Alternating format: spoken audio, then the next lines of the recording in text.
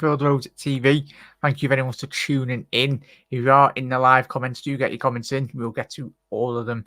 Most importantly, Kev, massive thank you to you. That song is in my head, dude. Yeah, oh, good.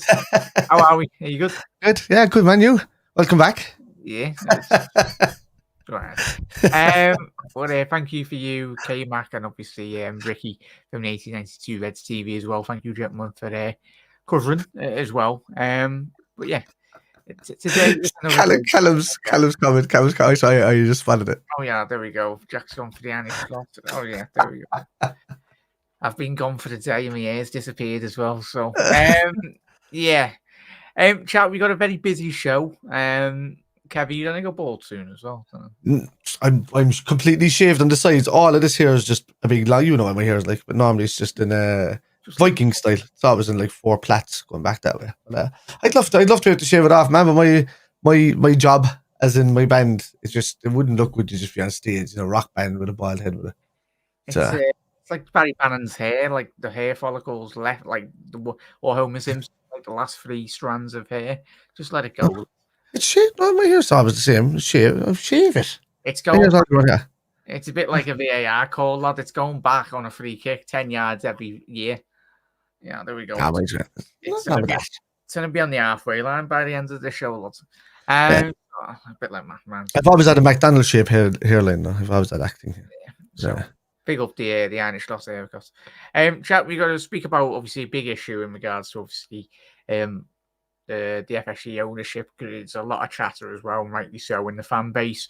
Me and Kev will probably massively disagree on a lot of points, but that's what creates talking points, and obviously a discussion really that needs to be said. It's not. There's no more Jurgen Klopp to bail out FSG in regards to just penny pinching and winning trophies. Really, Arne Slot's coming in with an objective really to hopefully get Liverpool to win trophies, but we'll speak about that when we come to it in regards to that. Quickly on that one, Kev, obviously you and the lads spoke about this the last 2 nights. We did get official confirmation, and big up to everyone that did tune in or did check out my short yesterday. Obviously off the back of obviously the announcements. The announcements, official confirmation over the last 24 hours. Sepp Vandenberg, 25 million. Obviously to Brentford. Kev, obviously you and the lad spoke. I'm amazed by the transfer fee, if I'm being honest, considering the unwillingness from other clubs prior in the window. But I think it just goes to show, it's like you don't jump at the first offer, Kev. I think 25 million for a player that literally didn't even kick a ball for Liverpool, in all honesty, is a very well done bit of business from Liverpool. Yeah, I absolutely think so as well. It's I think they probably watched him at Mainz. They probably watched him over the last couple of seasons and his growth. They've probably seen the potential there. They've probably seen that he was pretty much almost ready as a player. Liverpool already knew this, and this is why they weren't going to accept anything below a certain price. And I think they're doing that with a lot of their youth talent that they're bringing. I won't say academy style players. I mean, it's great to get money for academy players, but for the youth players that we bring in as well. It's a great fee, 25 million plus 5 million. And to see off late interest from Bayern Leverkusen to come in as well. I mean, for me, it's a weird one that he chose Brentford, because I didn't assume he wanted to stay around the Premier League, now. I know he came there for Liverpool, but going out to a lower team within the Premier League, I didn't think he'd want to stay here. I thought maybe he'd want to go to Germany and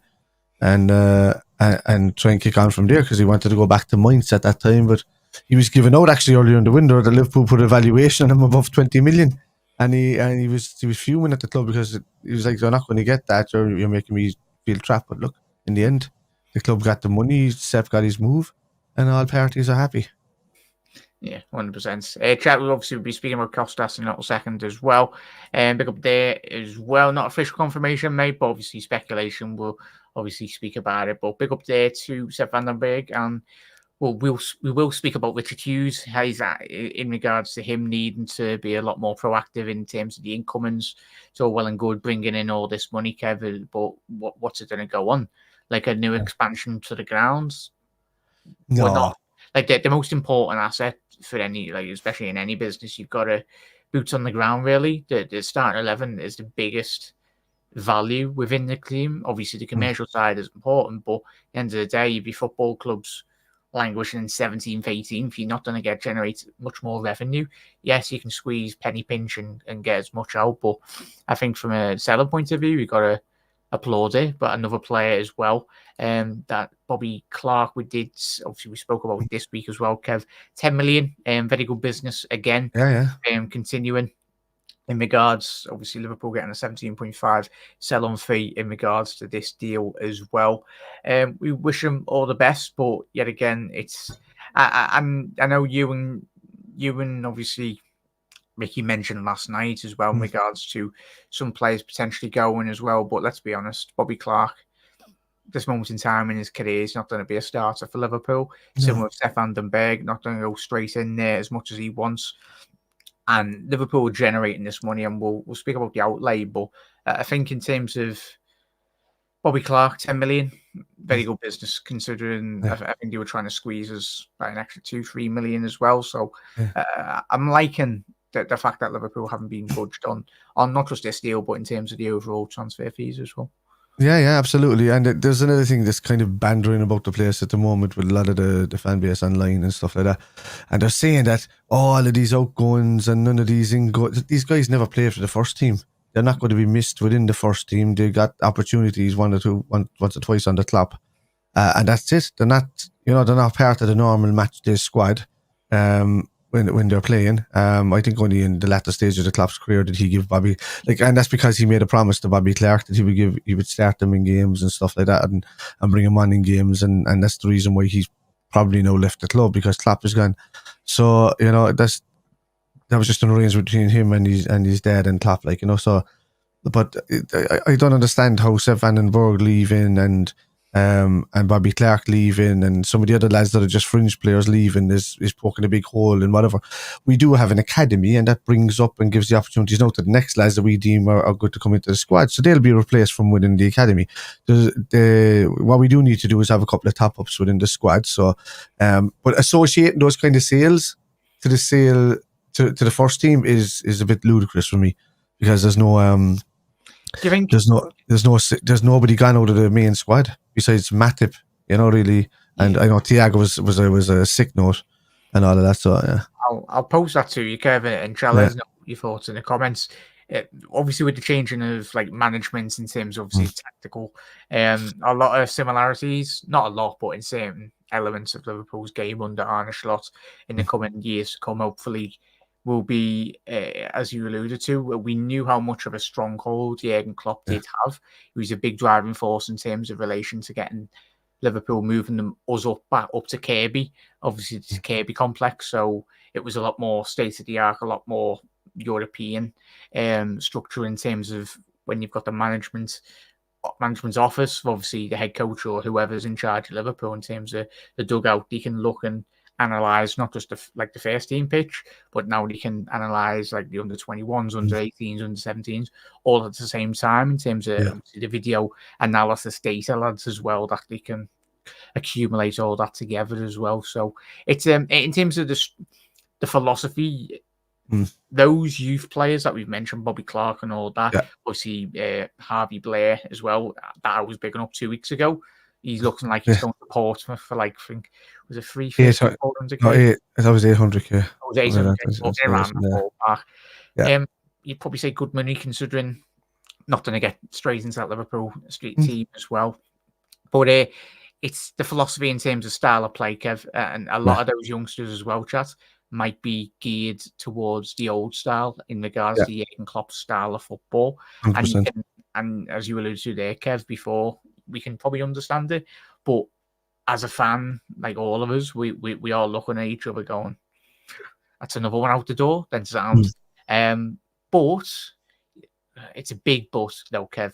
It's putting a lot of reliance, not just in terms of the first team signings for Liverpool going forward, for not just about thinking about this season, but in terms of obviously the seasons post this year, is the recruitment drive, not just in the first team, but in terms of the under 21 level as well, trying to impact and have that. Obviously, Arne Slot will have that, of course, impact in terms of training for the under-21s and all that. But not that you're concerned, but do you anticipate Liverpool and Arne Slot have any much? Obviously, we've seen the young lad, was it the lad from Chelsea coming in? I think he's like 16, 17, the youth academy player coming in. Liverpool, and obviously the lad that scored in the pre-season. I've completely forgotten his name. Awonyi, not Awonyi. Nayoni, sorry, mate. Yeah, so he's coming in. He's straight into the squad, so he's replacing anybody else that was in there for body-wise. Thiago and Matip needed replacing. I think if Nayoni comes in, he's coming in there on that left side. If Bajcetic is going out the door, is Martin staying? I don't know. We have Gravenberch in a position that we didn't expect him to be in this scenario of the stage of the season. So now we've got Gravenberch and Endo in those positions, unless the manager decides that he just doesn't see it in Endo, and then he wants replacing. I do think there'll be dealings before the window shuts. I really do. I just think Liverpool are just kind of like emptying their dead weight, let's say, that they don't want within the club, and then they'll just go nuts, I think, for the last week or so. I will be intriguing. Big up there. So chat. So we'll get to all your comments as well. Get your comments in. Any questions that you want to pose me or you want to post the chat, get them in as well. Chat. Drop a like on the video as well. 43 of yous in. Reds, welcome to Anfield Road TV. Make sure to head over to Kev's channel as well. Spider LFC. All the links are in the description, but he's part of the furniture anyway. And big up there, K-Mac as well. K-Mac, get your channel link in there as well, please, mate. Massive thank you for coming on with Kev. I think it was 2 nights ago as well. Really do appreciate it, mate. K-Mac just said exactly what he just said. Yeah, so as well. Yeah. What makes me laugh is we haven't sold anyone from the first team, and we have made nearly 80 million. This is about reducing the wage bill, which we will need to do to sign the first team player and improve contracts. Yeah. 100%. Do you want to add anything to what I've said there, Kev? Or yeah, no, there's nothing else. I mean, I think did Nat Phillips leave yet? And it's going to be 2070, hasn't he? Still going to be there. He's going to be there because he's on a big wage as well. Like, so he needs to kind of. I think he'd be one of the last ones to leave. So Martin leaving on the list. He's leaving on the list. Yeah. Potentially, I think I've seen rumours the last 24 hours. Yeah, he's going. I mean, that means that means sort of Wataru staying since we said no for an offer from him in the earlier in the window. So he's there. I think Slot might give him a chance to kind of. Learn the role as well, as Gravenberch's after picking it up pretty fast in that pivot role, and I think we're actually okay in the midfield because of Slot's tactics. If we were still playing Klopp style, we'd 100% need another number 6 in there, 100%. But are we in danger? And this is where I ask you, ask everyone: are we in danger of, in regards to, as we've mentioned, those players that are leaving the club, they're not going to be getting into the team straight away. But say if Liverpool have a absolutely horrendous season in regard to injuries, and we're not even getting to January in 6 months' time, and we're all looking at each other going, and we're 7th in the league. It's so hypothetically, we'll look at it 2 ways. But I think it's important when you analyse, not just to even coming from my point of view, and what you know me, Chad, if you're a regular, and you know me, Kev, as well. Like I am probably sometimes in certain elements a bit too positive, but looking at it in terms of the other side of it, though, Kev, if Liverpool do get a lot of injuries, could it be a major concern for Liverpool in the long run in terms of this season? Because I don't want to be. I don't think any of us want to be going to this season and being 4 months into it and say we're 2 points off City, and then the wheels fall off, and then everyone goes, "Oh, Sam, we give it a go," but then we drop 10, 15 points behind City, and then we're like, "Well, that's our own fault for not properly reinforcing the squad." It is, but that the only person that's going to be held accountable for that is Michael Edwards, because it's not FSG. As we keep talking about this, lads, you can keep blaming FSG all you want, but they're gone. They're gone off to buy Boston this and they were looking at Bordeaux and this and that. They're gone off to do business deals elsewhere. They're no longer doing anything day to day within the club, unless they sanction like a deal over 100 million or something. That's all they'll do. They just sign the document or whatever. But they're not saying no to deals. Nobody's going to them with deals or asking them if we can have money. The money is there. It's just it's going to come down on Edwards' head if he doesn't back up the squad. It's that simple, and it'll be him that'll take the brunt of it. People are talking about Richard Hughes because he's a new dude in the job and he's an easy scapegoat. His job is only to go in and negotiate the players. That's it. He's just to make points of contact, negotiate players back and forth. He's still got a responsibility, don't we? Like, Oh yeah, but it's not his job to pay to replace the team. It's up to Slot to coach the team. It's up to him to negotiate the players, and it's up to Edwards to say, yeah, we need these players, and these players have to come in. So the buck stops with Edwards for me. And if he, if it, like, you can see with people talking about Schmadke as well recently. Oh, Schmadke did a better job. This and that. All we did was activate release clauses. That's it, and there was no dealings to be done. Once the release clause acted, the private deals were already done with the player and the club.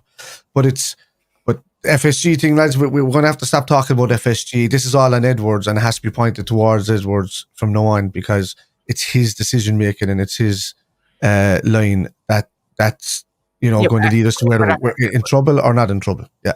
But FSG employ these people, don't mate? Like, in terms of they've created that hierarchy themselves. They're like any business owner. Like, I'll tell you that now, Kev. FSG will take a lot of responsibility. Say if Liverpool finished 8th this season, then they'd have to analyse their whole structure and go, what has gone wrong? Then that's when they'll go down. They'll say, all right, this person it didn't work out for them in the job, and they'll replace them or they'll do whatever. But I mean, they're running it as a business. They're not running it as football fans, So they're only just seeing like the CFO and the CEO and all of these guys, and they can only react to numbers. That's what owners do. They react to numbers. And they react to where we are. They try to perceive. They got in, like, Edwards is the data guy. He's the data guy that's coming. He's the guy that's supposed to pre-see all of these things, and the buck does stop with him. So if he's saying we need to shift this amount X out the door and do the dealings, and then Richard Hughes will take care of the sales and whatever, and even staff under Richard Hughes, probably easy enough to do sales that way, rather than buying. So he's probably putting himself in the limelight of just trying to buy the players. Now, if there is a case that these guys are going to do, Tsimikas is going to do and stuff like that, expect them to be contacting or already having contacting clubs to say we're going to be coming in for a player or whatever like that over the next week or so, because there's no way you can get rid of Tsimikas, have Matip gone, Thiago gone as well, and not have any replacements in there that are not even tried and tested from the academy. So that will need to be dealt with. As regards Sepp Van den Berg out and Bobby Clark and all these guys are not first team players. They're just money makers for the club that came in. They were given an opportunity, it didn't work, and then because they were top type players, and that's it. But there needs to be accountability in terms of where that money is going, because I think every Liverpool fan would be up in song and dance if we knew that money that was getting generated was going back into the in terms of recruitment, in terms of say we were buying like 50 million worth of talent for the under 21, like sound. But I can understand everyone's frustrated. Big up there, chat. I'll quickly rattle through a couple of comments as well. We aren't neglecting them really, but well, walk alone. We'll get to them as well. I'm pleased in a way that Mourinho is the Premier League. Yeah, it's be interesting. I think they've just got announced today was a 35 million euros plus add-ons. For I think it's a bit excessive, but considering I think he's 20. How long did that deal take, though? It was about 4 or 5 weeks in the making, and people complained because we were doing a deal for Zubimendi in 3 days. I'll tell you what. Nobody was complaining about Mourinho. Like, is he coming? Is he not coming? Panic, blah, blah, blah. That was like 4 weeks ongoing. I think we just need to hire whoever Arsenal got for presentations for PowerPoints. I don't know. Or Arteta might have got that light bulb out, or the speakers, or whatever he does. So big up there. It's about time people call out of our owners. Big up there, Cal, for how they are. From the Super League to the Flying King Kenny to America, just to sack him.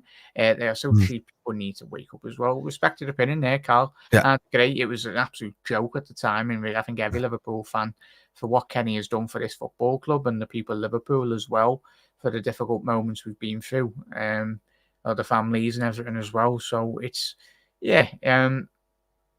but it's going to be important, Cam. We'll get to this at the back end, well, in the next couple of minutes once we spoke about Costas as well. There'll be a large point, and it's not a case that in regards to FSG, I know me and Kev, and we'll speak about this tonight, we do disagree, but I think it's important, and most important thing is balance and understanding and respecting everyone's opinions as well, because football is a very ever-changing business, and as Kev alluded to, these are businessmen, but sometimes the thing I don't like, not just in terms of sometimes our owners, but football owners in general, is the the notion of just casting aside football fans like they're nothing. Like they're happy to take the £100 every single time for the ticket and the £100 for the shirts and everything.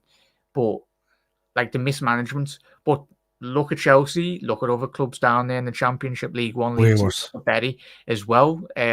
We are a very well-run football club, but I think the one thing to help Liverpool just get back onto our pitch on a more consistent level is just maybe one or two extra £50 million players. Every Liverpool fan can agree with that. We're not asking for £50 million players every single window. That's not what any Liverpool fan is. We're just asking for a bit of consistency. Because there is going to come a time, Kev, where, as we'll speak about, and we'll probably tie it into that, pick up their account, we'll get to where you comments as well, we're not missing them, is those three lads on the screen, Salah, Van Dijk, and Trent. I know a lot of discussion over the last week.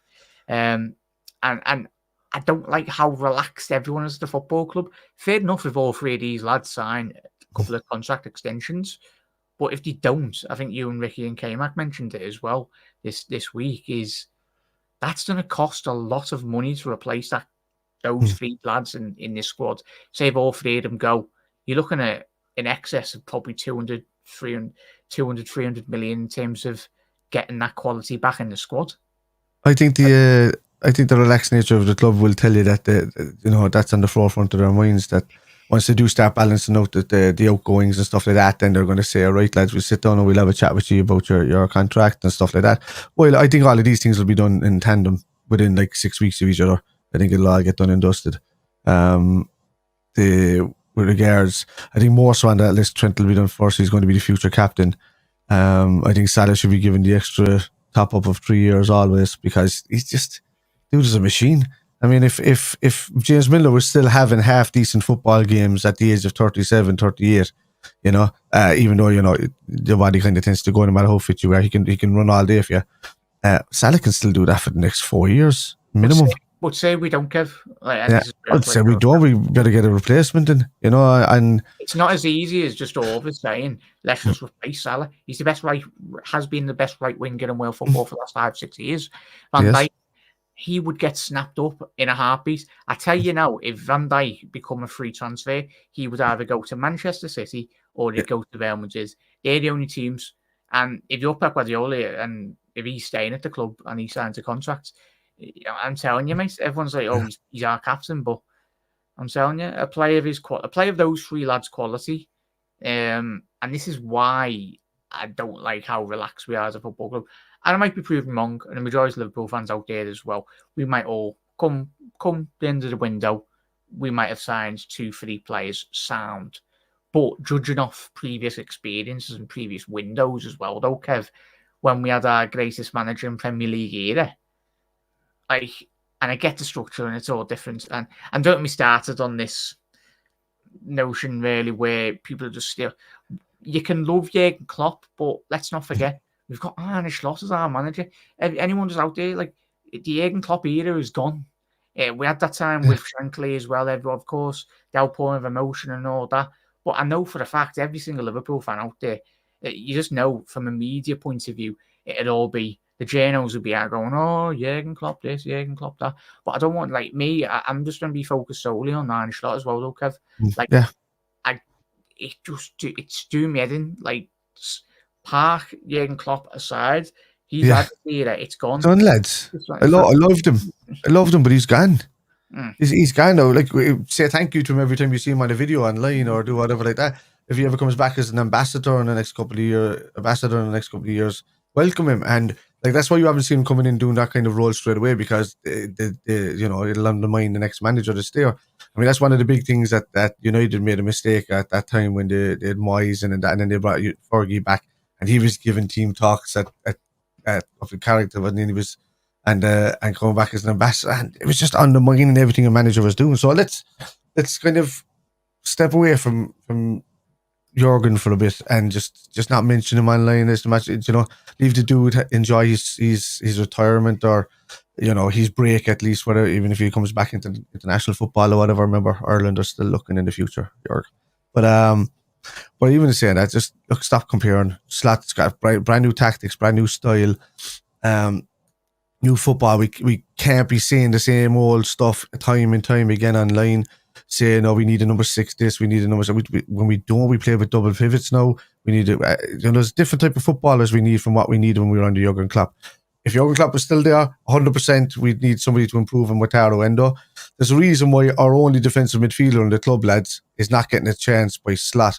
It's because he doesn't rate him. He thinks Gravenberch can do the role that he wants him to do better than an actual number 6. So that just tells you we're playing a different style of football. So we just have to concentrate on that going forward. With regards to these 3 lads, I think their contracts will get done. They're at a stage in their careers now where they should really be almost finishing up. Coming onto their well, Salah and Van Dijk should be coming onto their last big contract for Liverpool, and then Trent, he's the potential to be the future captain, taking over from Verge after his next contract, I think. Yeah, and I remember doing my videos with Gordon Henderson, and I rolled my hands up, chat. If anyone watched me then, at the time I was going but when you speak about Hendo, but these 3 are just the 3 best players in their position in world football, and that's and even if you're asked a City fan or a Real Madrid fan, obviously they take one of them. Yeah, they take them over whoever they have, because it would be absolutely catastrophic, and I say catastrophic. It would if we allowed those 3 lads to walk away from the football club. I'll be like Steve McManaman all over again. Like. You and Chan, we can get your frustrations as well, because we're just football fans as well. Like, and we get, but it will be extremely difficult. Like, I think that would be detrimental to the FSG's tenure, really, because there's one thing just you losing one of them, but the 3 type of caliber of those players. I tell you now, you'd have every single Liverpool podcast.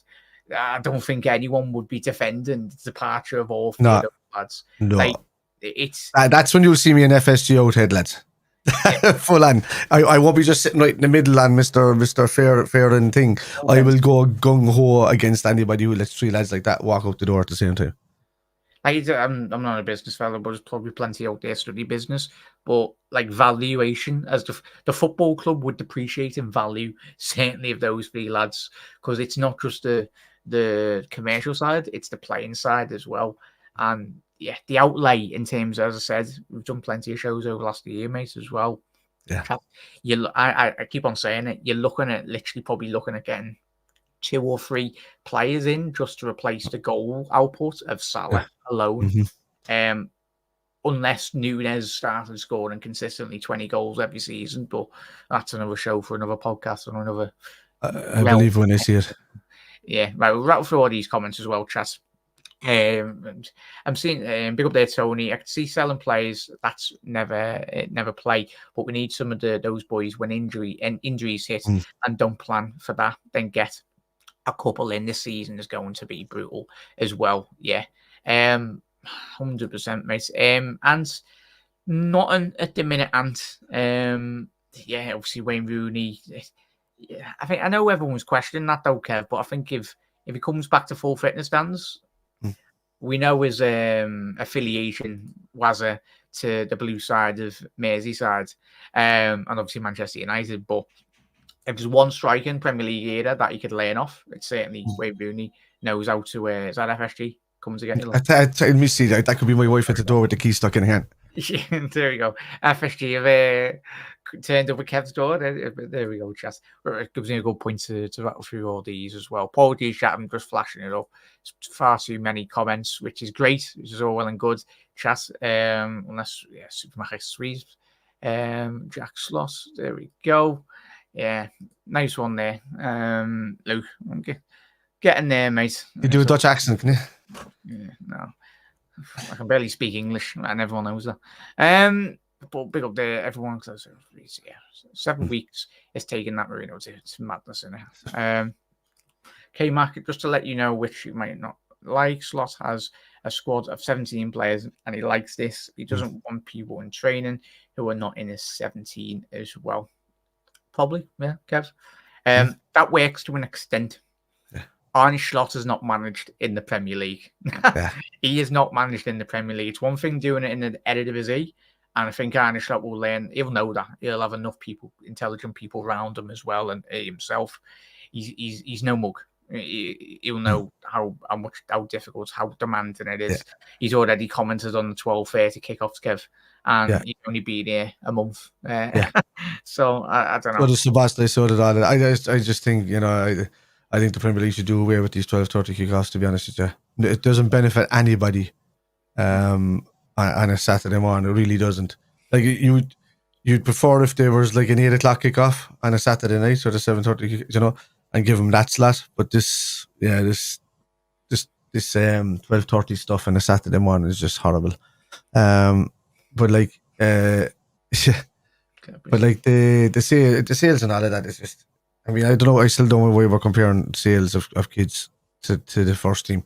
We'll get we'll get somebody in the door before the end of the window. If we don't, it's a bit naive and Edwards thinking. And I look, Slad is just there to coach. He's not a manager.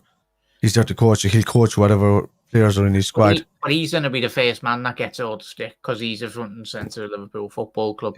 He's the one facing up in interviews.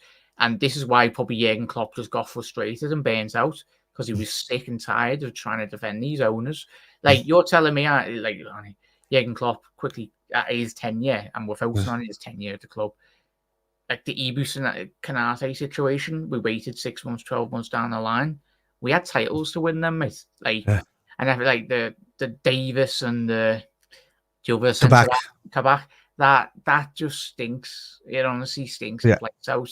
Like, we were acting like a championship team there, mate. I get you want to. A player might not be available, but I'm not buying into this notion that players are not available. If a player's not available, then you go to your second target. Unless that player has said, and he's got 6 months on his contract, and he's leaving next year for free, then that's when you can differentiate really in regards to your targets. But just move on. Football's a very quick moving game. On that one hand, me and Kevin, every Liverpool podcast out there as well, been saying that everyone knows it's written on the wall really for every Liverpool fan. When we all wake up in the morning, we need a centre half. We know it. We'll quickly go on to in regards to that one, Kev, as well. Quickly touching on Kostas, Tsimikas as well.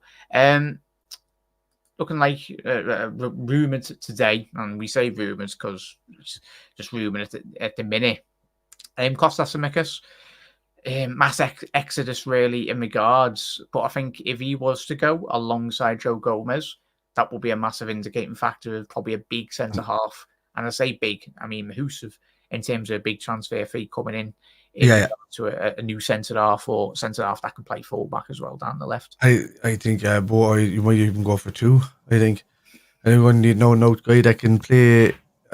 Slot will have done his homework and the players and the type of football that he wants to play. He would have given the data to Edwards. Edwards would have looked at the data and see who suits Slot's style of formation. This is what he did with Klopp. And this is how he got the more Salahs in whenever he was calling him a reject. And he got the Manes in when he was supposed to be going to United. And all of that, And I think that if Gomez is going... he likes, as K-Mac said there earlier, he's right. If he likes a bare bones squad, so he likes having like two people for nearly every position within the squad. Almost, and a couple of utility players. So if he's only got a 17 squad, I would hope that he would move it up to about a 21 to 22 man squad while in the Premier League. But if not, he's looking at the centre backs we've there, and he's thinking, right, so we've got Kwanzaa, we've got Verge, we've got Ibu, and we've got Gomez. For me to have another centre back coming in there, I need to remove one of them out of the equation to bring in a fourth centre back, and that's the only way they're looking at it. We're sitting there kind of going, we need a centre back in. We're not seeing Joe Gomez as a normal regular centre back, but in their eyes he's part of that setup, but he's also a utility player. We're looking at the left. What we are looking is that we're looking at right back. We're good there because we've got Trent and we've got Conor Bradley there at the moment, and the Trent situation will get dealt with down the line. But then you're looking at Kostas, and they're not seeing Kostas as a good backup for Robbo, and as Robbo under so much pressure, it'd be nice to get somebody better in there. So it could be a point that the two guys go and we get a left back in, or as you said there, we get a left-sided centre back in that can also play left back, which would be probably ideal for us. Yeah, it's going to be a conveyor belt to transfer merry-go-round, as we know. But yeah, I concur there, mate. I think all of us would. This is not saying that Kostas is a bad player, but I think as we said at the top of the show, for anyone just tuning in as well, chat, in regards to the style of play.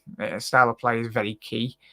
We already see what Arne Slot wants at the base of that Liverpool midfield is very technically gifted footballers, players that can play through the lines, and players that can be calm under pressure in terms of dribbling out to run past players as well. It's none of this notion of, and I think Kostas, when we've seen him at Liverpool, a lot of people say he's maybe got a better delivery than Robbo, or his better game, maybe, whatever, vice versa. Everyone's views are different, but I think he's very erratic, from my personal opinion, Kostas.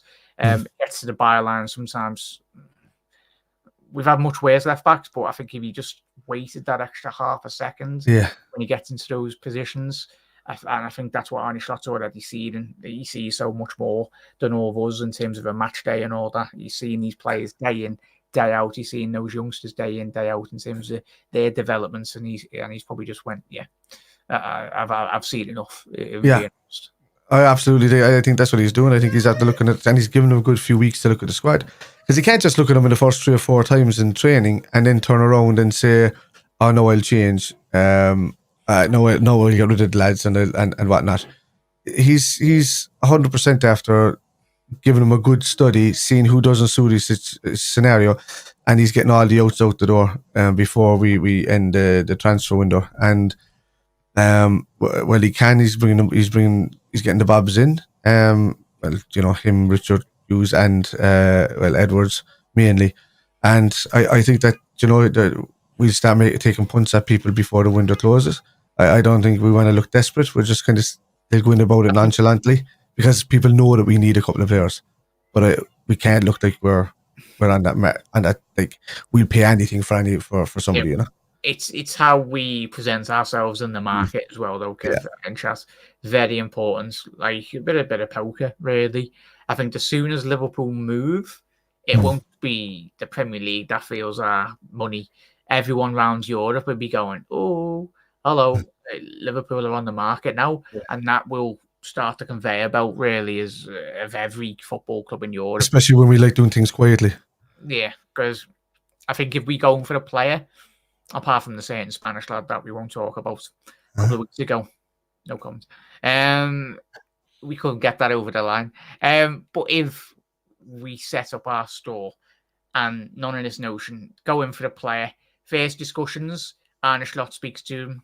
If he wants to come, sound, get him on the phone, get him on the flight the first 24 hours when you speak to him, move his family over later, get him into Liverpool, get him to sign a contract.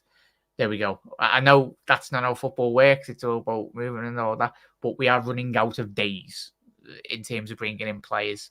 We are getting very close to the transfer deadline. And even if it's 2 or 3, Kev, it's just about getting those deals in, getting them in. But most importantly, it's all about that quality, fundamentally, really bringing that real quality. And we're not talking about squad quality. We're talking about first team quality. Because as we spoke with the lads before, those 3 lads that if they don't sign contracts, there will be not those 3, those 3 lads. There will be a moment in time in the next couple of months if there will be a cut-off date for these 3, and Liverpool will be like, "Sign, lads, we've done all we can."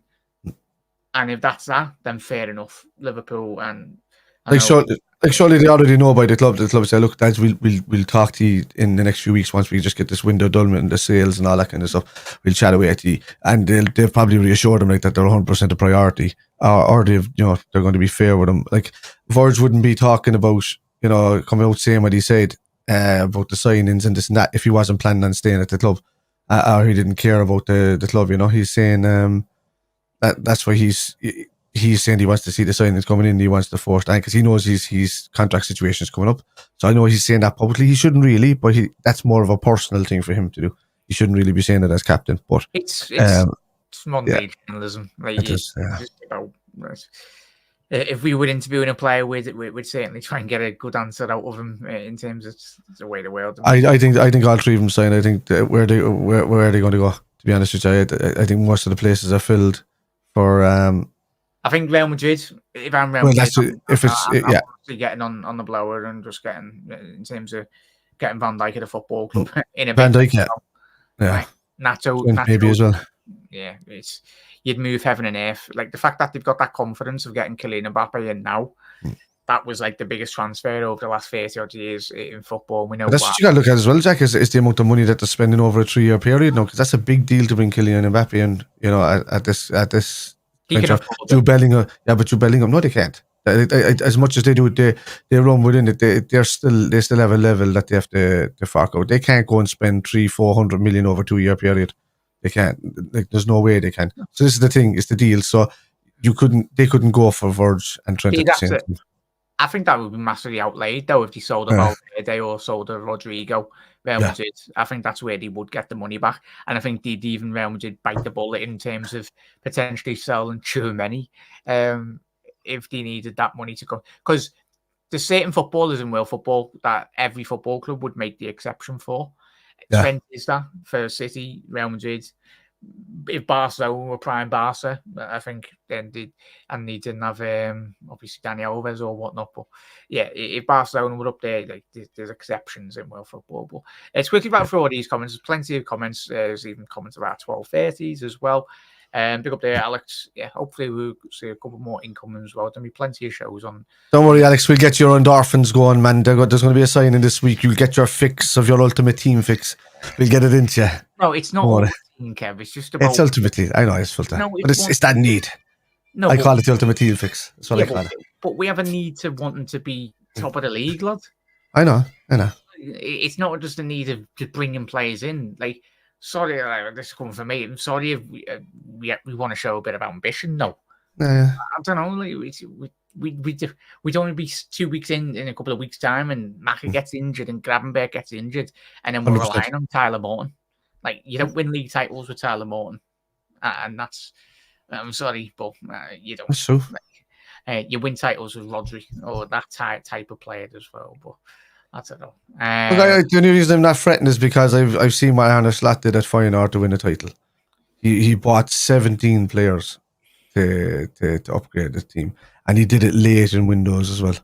So for me, if he's going to do that, and the club have already said to him, look, we're go and assess the squad, and when you think that everybody you need to sell is to be sold, we'll sell what we can, and then once we know we can't sell these other players, we'll go and buy what we can out of what to replace. We go and buy the players that we need to without overfilling certain quotas in a position. So they're seeing if they can sell Tsimikas. They're seeing if they can sell Gomez. They're seeing if they can sell all of these players. They're seeing if they can sell all of these players, and then they'll just say, right, 100%, we can't get rid of him, can we? All right, so we know we just have to go on for the other positions and fill them. That's why I think that line, and because it's such a short space of time from when Klopp was leaving and they get a replacement, and then they then sanction sales, and then they got slot in, and then they slotted the Phillies backroom staff. Because remember, some of these guys didn't get work permits and things like that, and he had to go for other people, and then he had to assess the squad, and we were there. And then, he's after implementing his football pretty well at the start. So I think on the pitch-wise, we're actually okay, which is where it matters the most. But I think now with these outgoings, we have to buy if you're not there. But I think it's going to happen. Yeah. It's not just us talking about the first season and everyone's it's just about we can sense the frustration in the fan base as well. Like, and it's understandable because you've got to look future-proof as well. Like, say if City, whatever happens, but if Pep leaves, we should be at the top of the mountain in the Premier League. But it just depends because Robbo's not getting any younger. So are those three lads. Obviously, Trent's still 25. He's got great years ahead of him. But Van Dijk and Salah, I just don't want to be sitting here at the same time next year and go, what if? Again. Because that's what it was. What if? That might be probably Liverpool fans out there going, you're a bit selfish.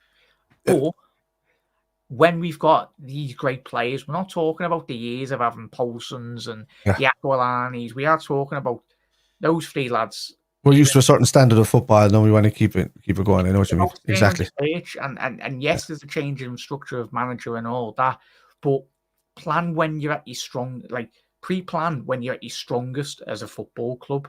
Not in 5 years' time, where our levels as a fan base, where our expectations then have to switch, and then we are literally where Tottenham are.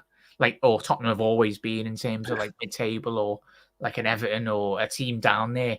Like Villa, like perfect example. They have got their little boost this season. Their sustained challenge for top four will be heavily dependent on the players they bring in over the next 2 years. Keeping is the problem because Douglas Costa's gone out the door. All of these guys that they're supposed to go to the next step with have all just disappeared after a season or so. Diaby, he came in for one season and left. You know, he's just swayed by money. But it's a massive point where Villa, the biggest signing they've made over the last 5-year period has been Unai Emery. Similar with Jurgen Klopp when he come to Liverpool. It wasn't just a case of Klopp coming in and then everything fell together. It helped that we had Edwards and the structure and everything, but everything knitters very closely. And hopefully that is what follows at Liverpool, because fair enough, if Richard Hughes, say in the next week or so, and gets 3 players over the line, we'll all be content. We'll all be raring to go as a football club. But if it comes to the last day of transfer window and we've got an expenditure of 80 to 100 odd million on incoming players, and still we haven't agreed a deal for those 3 lads down there at the bottom of the screen. I think because as long as they've been here, they've always. I think I remember one time where Salah. Do you remember Salah looked like he was just about to leave, and all of a sudden he just like a day or so before, the window shut. He ended up signing a deal in his little. Or was it in that little apartment out, and when he was on holidays and Salah stays. He did that thing with the Salah stays. It's similar. No. I think they'll if they don't sign anybody in this window, I think they'll use these 3 lads re-signing on as we sign player. Yeah. I've been on YouTube 7-8 years. Mate. It's the oldest trick in the book. Yeah, I'm sorry, but I've only got my little platform. I enjoy it. Like, I just speak about it. I don't really care if anyone disagrees or agrees or whatever. Most important thing is Liverpool fans from around the world get all their views heard as well, and not just go, just don't go, oh, like my opinion means more. No, everyone's opinion, everyone's opinion is the same value for me, and we'll be on the channel as well. And thank you for everyone coming in, and whether you're in, FSG in or out, sounds, you can all debate that as long as everyone's respectful in the chat as well. Big up, there's 100 people in here as well, but that's what you've hit the nail on the head there, Kev, and that's what it will be at the end of the transfer window. It will be, we've signed Trent and Van Dijk, and we've just spoke about it 20 minutes ago. We every Liverpool fan knows how important these lads are for the current and the future in the next 2-3 years as well. But it's when that point in time does appear where difficulties along the road do occur, because it will. Not everything's going to be happy and merry and everything. And that's not me being negative. It's just me being realistic as well. Nothing in football is ever easy. Winning a league title is not easy. We have to work our backsides off as a football club in terms of getting the right players in, but we know off the back of winning the Champions League as well, we didn't have a big window. We honestly didn't, Kev. No, we did not. That was the worst. I think that's one of the worst decisions we made. And I think that was down to Klopp. Because Klopp said to himself, he put it on his shoulders. He said that he was happy with the squad that he had, and he didn't think that he needed, because he said we were just after winning everything. The lads felt fresh. Everybody kept like they're going. He just said he was going to promote from within, and that was it. We ended up getting Sepp van den Berg at the time, and it was one more, was it? I can't remember. And he just wanted to top up, and that was it. And that was a mistake that we made, because you don't. He's got to look at what happens in the league. You normally don't win back-to-back titles, because unless you create fake companies and then fund your club out of it. So yeah, sometimes that's like that. It's no Liverpool fan out there saying that's not good business. We can all massively agree. That's great, yeah. Yeah, it's fantastic there, lads and ladies as well in the chat. Big up there, Carl. Massive thank you, mate. Big support on the channel, as I say, Chas. Absolute legends. How do the kids do it these days? This thing, is it? We love you too, Carl. What celebration was it? What players does that celebration? Bale. Is it Bale? Yeah, Bale. Yeah, that's what I've seen it before. Yeah. Just having flashbacks to Kiev. Oh no. Oh no. Yeah. Don't start on that Champions League final. We're bringing on Adam Lallana.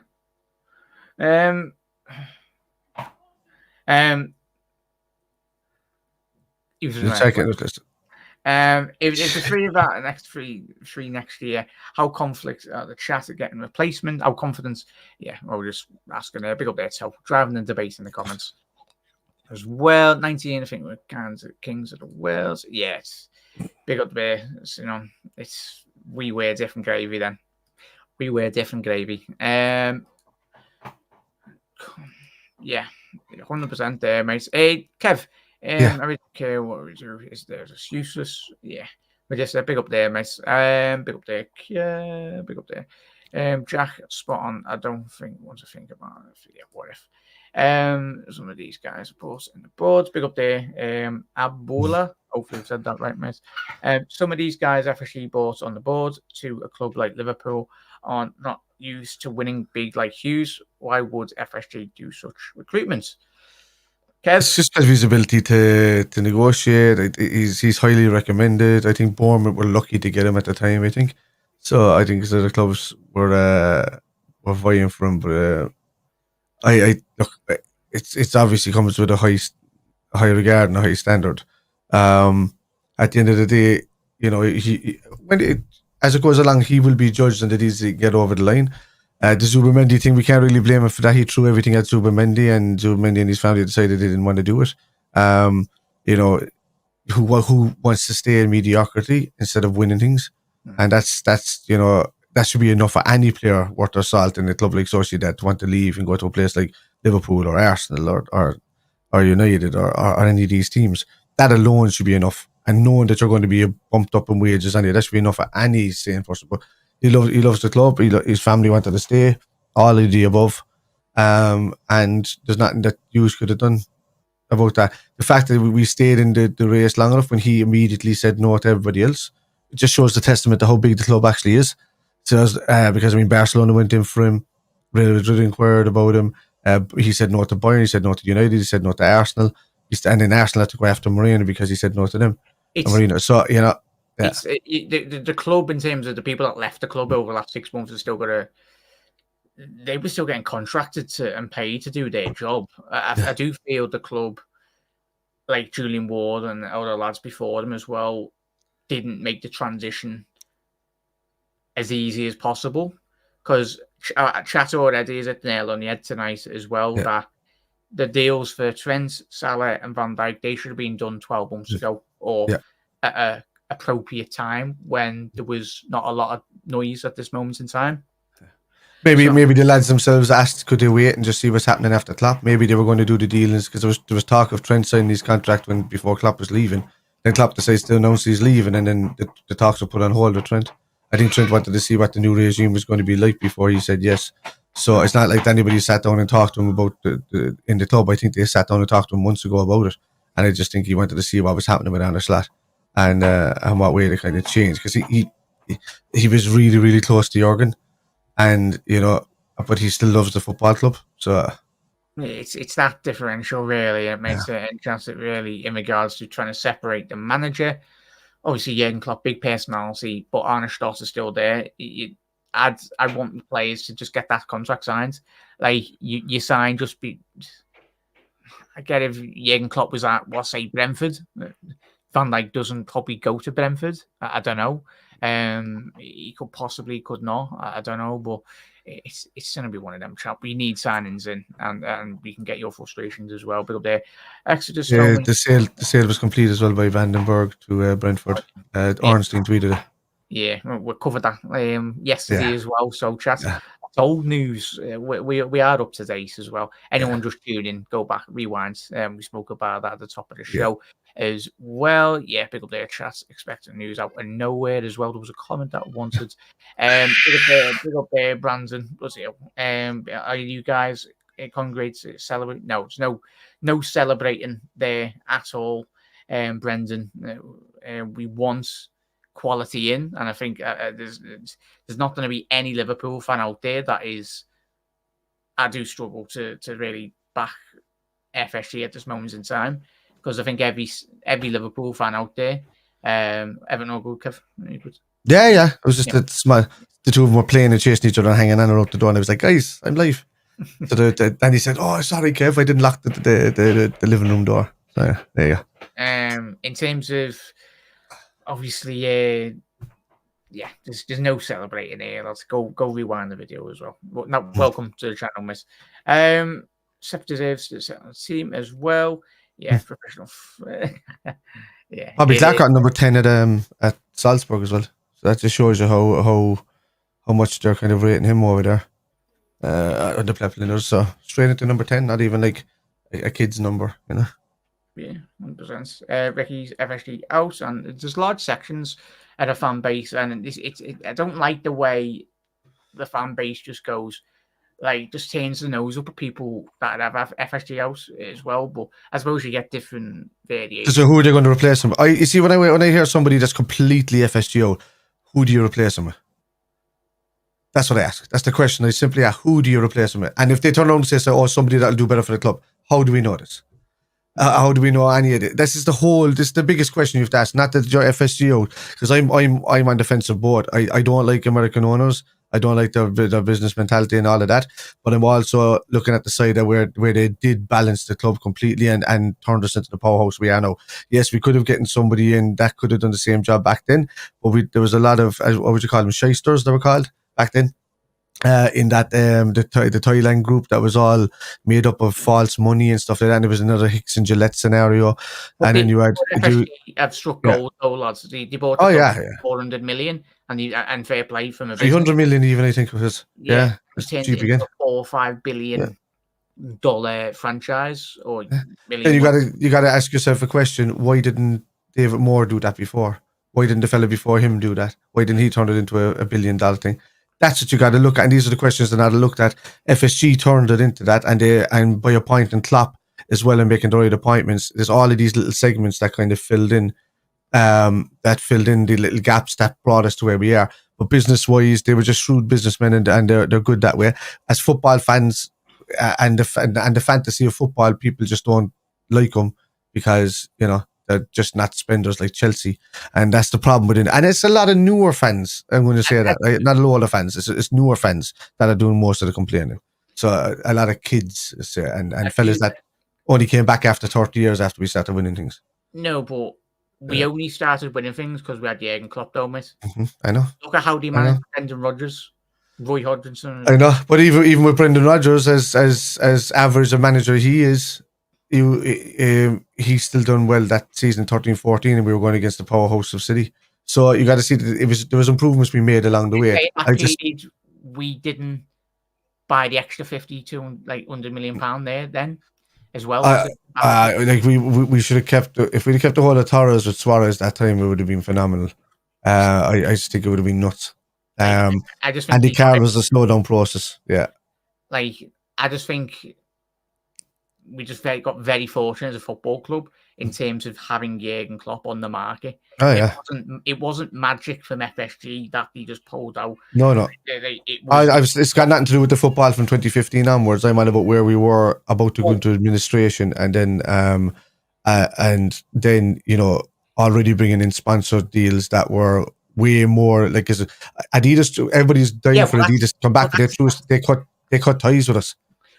That's a massive jump, though. You're speaking about liquidation, possibly sound, but where we are now is to credit to FSG. But I think 5, 6, 10 years down the line, if we don't get the adequate replacements into the football club, I think we could probably come back by 5, 10 years time if we don't get the next couple of years properly structured in terms of getting the right players in, because at the end of the day, you win trophies and the revenue and all that. They're already squeezing. Don't I just mention the ticket sales as well? The only tickets for any, I say normal football fan, but people that are just trying to get tickets as well, it's all hospitality tickets. It's honestly all hospitality tickets that are all going for 400 quid. Like it's like they are squeezing them in, and big up to anyone that's trying to get on the site as well. Like, and that's just for like a normal season at the top of the main stand as well. It's just mad. But that's the Americanism in terms of the businesses you alluded to there, Kev. FSG, and not just FSG, but the American owners in the Premier League would very happily sell out all their stadiums for 500 quid. It's what I want to see is when this But tram system comes in and we upgrade the stadium. I want to see then what they do with the balance of the tickets going up for the two stands when they're done. Like, surely they're not going to put corporate into the cop if they get that done up. oh, Like, they there should be will. no corp. Oh, they will. If If you there got should be blue murder screamed from the top heavens if there was corporate to go into the cop. That cannot be corporate at all. It's already So destroyed the atmosphere, and obviously I've only got my platform as well. But there's probably plenty of my mates and everyone that goes to the game as well. Like it's already destroyed the atmosphere, and yeah. it's not just saying every football fan that comes in, but it's destroyed the atmosphere. Like Well, the new stand has been fantastic. That's one thing I have to hold up and say, because when I attend that, the noise level is phenomenal, and the lads are singing the whole time. Your biggest problem is always the main stand. It's always going to be the main stand. It's where most of the lads from Asia and all of these come over to visit. They're waving their scarves and stuff, but they don't know any songs. They don't sing. They don't do any, So that's where your issue is, and it is corporate. It's not just hospitality; it's corporate. It's hospitality. Like, I own hospitality tickets, but I sing my heart out every game. Everybody else around me, that's all there. They all scream their heads off. So it's a certain designated area of just these corporate tickets that are a big bundle right in the middle of the stand, and it's horrible. It's when you see, and I've seen it with my mates, or like we've seen stuff on Twitter as well. You've got Man City fans and Arsenal fans in the ground for a Liverpool game. I'm sorry, like especially if they're wearing the club gear as well. Like, what are we doing? Like, what are we doing as a football club when that is happening? Like fair enough if you're going and like you cover it up and like you don't and you celebrate when Liverpool scored and sound and you blend it in, but like when people just literally turn up to the ground in other clubs' gear. Like we are God as a football club, and hopefully the ticketing is sorted. But it seems to be a reoccurring notion year after year after year after year. Everyone buys these memberships, and the site crashes. Yeah. I get, and it's the people in the ticket office that always get the blame as well. Like they're only dealing with what they can do. Like we are talking about a multi-billion-dollar company that should be putting things in place to deal with the traffic in terms of obviously thousands of people wanting to try and buy tickets. And then, as you can tell here, Kevin, I want to rant here. Yeah. But these tickets are getting redistributed on all these sites for like £2,000. But that's the thing, because if there is a lot of local lads that are buying up these tickets and they are selling them on, and that's the problem then, because then it's the regular families that I got. Because anybody that I talked to when I used to have to get tickets were all local lads, and they were all selling me tickets. So if they want them to not go to full corporate and they have to get the touts are the major problem. It's a huge problem with the tickets. On the club as well, though. Yeah, absolutely. That should be like for me. I think what they should do with everybody that's involved in the tickets and whatever, and the problem is that they're staying too loyal to the old style of selling tickets. That they should have everybody demand to come in with a photo ID of every single person that's owning the ticket, just to do a ticket health check or something like that. And then you find out straight away, this dude that's 111 years old is actually dead the last 30 years. And, and then that's where you'll find another 6,000-7,000 tickets that'll be able to go out into the people that are waiting on the list and knock it down. And then, you take the totes out of power. So it's an easy thing. But they just won't do it because there's so many complaints and so many routes that people can take about saying, this is a disgrace from the club to force us all to come in, blah, blah. And they'll have people doing that. It's a battle of playing the blame game, basically. Yeah, past the blame game, but these certain fans that are touts acting like victims because they're getting picked out or picked on. You know what I mean? Because they're told to bring in ID or they're told to prove who they are. And one supporter does not need 10 tickets. Exactly. And people tune in and just probably that doesn't go to game regularly. It does happen. In regards to the quickly get to those chats as well. So we went divergent, but we always go. We always go nuts. That relates. Tangent. It is an important issue because that falls on the club as well, not just the transfers. But that was it. As remember, chat. Well, anyone coming the ground as well. What I'd love to see and think for every Liverpool fan, doesn't matter, and every Liverpool fan, we love you to bits, and it's just amazing. People that get up at like 5, 6 o'clock in the morning. But what I'd love for the global Reds as well, if you're part of a supporter group, say in Australia, New Zealand, Malaysia, Australia, South Africa, wherever, there should be a certain allocation and like say if you're a member, like where there might be apologies chat if there was. There is in the Irish ones, and yeah, you get No, allocated tickets. yeah, there should be a more consistent basis where Oh yeah, there's a rotation and there's certain sections of the ground that is dedicated not just to the UK fans, but in terms of the global Reds as well, yeah. in terms of giving people the opportunity. Because this goes back to the like £2,000 tickets. Not everyone is out there has got a multi-millionaire that can afford all of them. But like, if you're a fan in New York, you should have like even if it was like a little lottery thing that they done. Where like you buy a membership and you get into a lottery and there's like a weekly and it's supplied because the club what's 20 grand or a 20 grand outlay on say 200 500 supporters or whatever, that's pocket change for the club. Yeah, exactly. It is, honestly, that's how you generate a better atmosphere. That's how you get a lot more. You engage with the supporter base a lot more as well. Just All the supporters clubs know all the songs. They know everything. They're in their local club every. I was like, as I said to you, where's that? Where's that thing? It's right behind me. I met a bunch of these lads, and I'll give them a shout out here now while I'm here.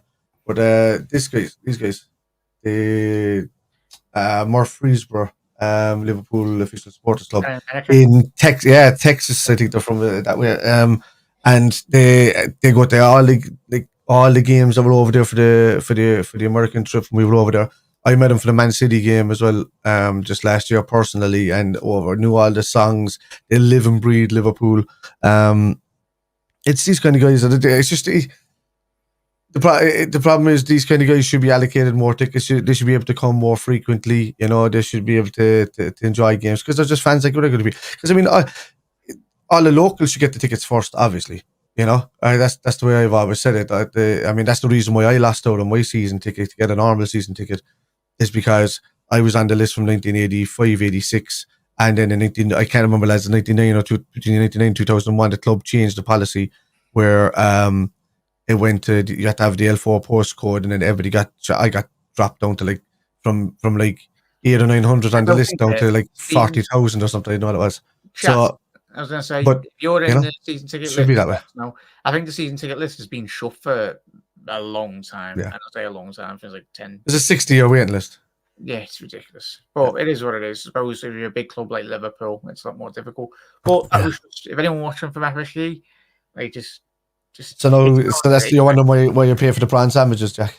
Yeah, there we go. Yeah. Sadly, not everyone earns plenty of dollar in the world, but yeah, that's one. It's just not just being about Liverpool, but I just laugh. Like, I not laugh at Tottenham supporters, but I just laugh at the running of Tottenham. It's the I imagine being a Tottenham fan. Yeah. Like, I just don't understand Tottenham as a football club. You've sold Harry Kane, and the more bothered about NFL games and Beyonce. I just don't know. I don't know. Unless she can bang 20 goals in the Premier League, then I think Daniel Levy might sign her. But she sold 20 billion records or whatever it is, then sound. But chat, there's plenty of comments here. Apologies, right quickly route through all these, and we will round off. But yeah, we've been going for an hour and 10 minutes, and there's still 70 people in here, so we really do appreciate it, chat. You're absolute legends, and we do apologise if we haven't featured all the comments. These have been smashing it as well. But big support, thank you. Hit that like button as well. Drop a subscribe as well. Putting a thumbs up massively helps. Even disliking the video, it helps as well. So whatever, if you agree or disagree with that, massive thank you for being here. Really do. Yeah, this Philly deal is very close. I think the clubs have agreed the fee and all of that. It's just a personal thing now. Yeah, well, that could be another one. I'm just got like 35 million, I think it is, euros. Yeah, and that's a very good deal. 29 million pounds, something like that. Yeah, it's a good deal. It's a deal for the keeper. Abdullah, good to see a couple of new faces in here chat as well. I think you're one of them, mate. David, big up there. Just me chatting amongst each other. Just quickly rough through these. Klopp didn't want He didn't want it. Wiggs in Andre isn't good enough. I've seen more of him. I'm not convinced. Maricone, are we getting these rumours again? Wiggs again? Have we chatted? What have I missed here? Yeah. Let's quickly refresh before we go off or reset the timeline. Yes, Let me have a look. big up 'Cause there. unless I see anybody, I see all of these ITKs online. I try to Yeah, block them as fast as I possibly can. you're the biggest. Hold on. I know. Wigs buying Mr. members. Anti-transfer window. Yeah. Uh, FSG apologies to you, lads. I leave. God, no, not that. Yeah, buying members is not even getting one in the ballot. Local stores aren't getting there, and even people from around the world, though, Wigs, even in the system, it just really does me in because like I remember like going to my very first game, and if I could bottle that memory up, going with my dad all those years ago, and I think Kev, you could probably remember when you were young lads as well, going to game for the first time, or just anyone just going to game, like it's Is your just man attacking me there? I'm just. Yeah, your man there. Put up the last one there. We'll register. Put it up there. oh yeah, there we go. Yeah, put that up there a second. Hang on. You're on the. I am on the fence, but I talk common sense. Like if you were here on the show earlier, if FSG don't do right by Liverpool in this window, I'll be completely on the other side. Yeah, I'm right there because I speak common sense. It's not like you can't just sit there and play pretend, lads, and just shout to the high heavens as FSG when they have nothing to do with this transfer window. They're gone from the club. This is my point. This is what you're not realizing. They are not there doing any dealings anymore. They have no say in anything. Unless something big happens at the club, they come back and they act like owners. They're gone off to buy a new franchise and they've left Edwards in charge. The buck no stops with Edwards. I've said this already. So Edwards is going to get judged for this. Yeah, big up there with just go back as employees to just rewind the video. Don't react to what I'm just saying in the middle of something when you don't really see this after the show. Exactly. And then analyze it and then comment on the full video as well, because that is the modern day social media as well. People will tune in for 60 seconds and then take that context out of a 2-hour episode. He said, why am I having a go at other Reds talking about it? I'm not having a go at them. I'm telling them that you're making yourselves look silly by how you're pointing the finger at them when it's nothing got to do with them at the moment. It was a couple of seasons ago, but no, they've employed Edwards to come in and take over the whole show. Anything that's happening right now is Edwards. That's what I'm saying. Yeah, 100%. If you're watching this as well, big up there, chat. Even someone can. Yeah, even Spider-Man can't even save. Yeah, music. Okay, what's kind of music? You do what is it, Kev? Let's say. I'm rock. Yeah. It's we have a rock show that tour around pretty much Ireland and Europe. Yeah. Fred Tracker. Yeah. The only thing I worry about is just make is Reds looking silly online when they say fantasy stuff. You know, that's I just don't want. I don't want to give other clubs ammunition. I mean, look at the state of Chelsea right now because they're getting in signings and they're doing absolutely nothing.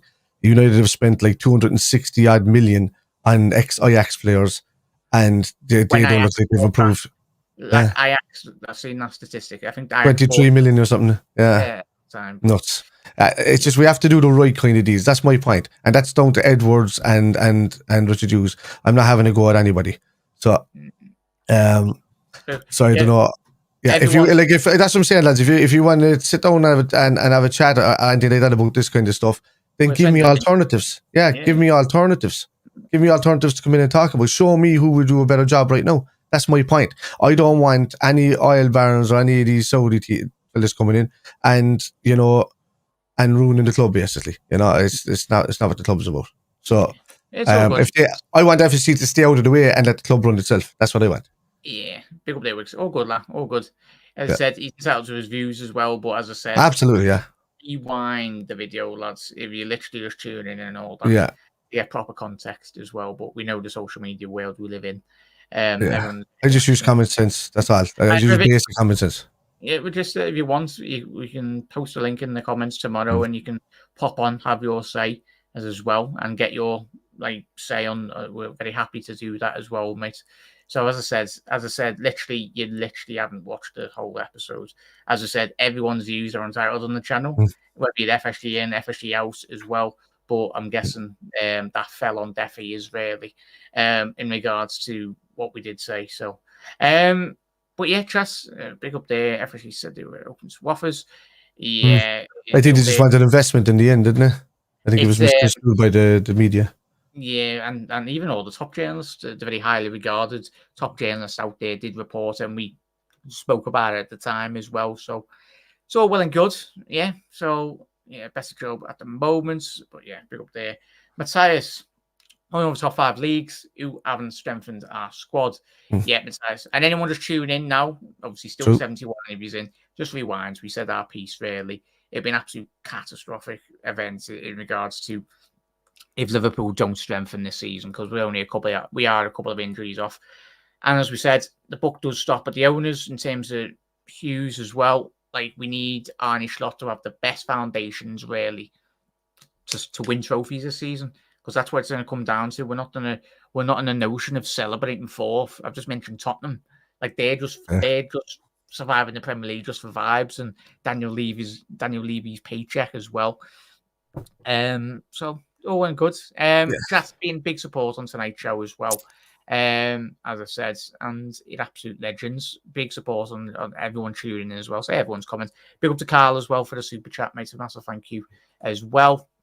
Kev, where can everyone find you, please, mate? You'll find me at Spider LFC for all Liverpool content, Spider_LFC on Twitter, and you'll find me at Irish Spider Guy and Spider for gaming. 100% there. Absolute legend. Thank you for coming on, mate. Obviously, we'll have plenty of debate in regards to obviously the owners as well, right? So, as I said, me and Kevin massively disagreed as well, and big up their chat. As I say, that 99.9% of views and chat have been sound and respectful and everything as well. So that's all well and good. We are all adults at the end of the day. We can have civilized discussions. Yeah, absolutely. Disagree as well, and that goes for everyone. Don't get me wrong. If Edwards and FFG don't sanction Edwards for not doing the job and covering the lads, I'll be straight on the back, Yeah, 100%. Kev, massive thank you. But most of all, big up there, Everest. You just popped in there, mate. But yeah, I suppose, as I said, just that's the thing. If everyone agreed with everyone's opinions, the world would be very, very boring place, to say the least. But chat, welcome to I know there's plenty of new faces in the comments as well, so absolute legends. Make sure you head over to Kev's channel links as well. And yeah, if you are watching on the repeat and you're watching up until now, thank you very much. Do let us know on all the points that we've discussed tonight. We've covered a lot of bases in reality in regards to the run of everything, every fabric as well, even ticketing. That I went on a 20-minute tangent there. Kev had to wheel me in there as well. So, chat, have a lovely rest of your obviously evening, and enjoy tomorrow, whatever you're doing as well. Reds, see you later. You never walk alone. Until that.